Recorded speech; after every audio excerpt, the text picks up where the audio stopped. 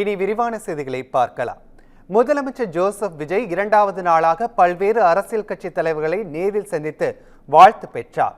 கடந்த ஞாயிற்றுக்கிழமை முதலமைச்சராக பதவியேற்றுக் கொண்ட விஜய் அன்று மாலை பெரியார் திடலுக்கு சென்று திராவிட கழக தலைவர் கே வீரமணியை சந்தித்தார்.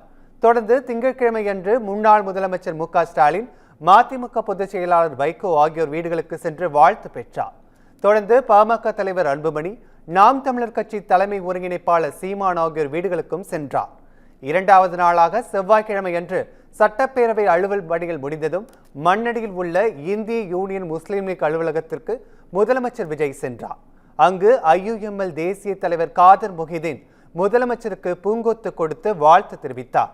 அப்போது தாவேக ஆட்சி அமைக்க ஆதரவு தெரிவித்ததற்காக விஜய் நன்றி தெரிவித்தார். பின்னர் அங்கு பேசிய அவர், முன்பு சொன்னது போல இந்த விஜய் உங்களோடு எப்போதும் இருப்பேன் என்றும் உங்களுடன் எப்போது நிற்பது என் கடமை என்றும் கூறினார்.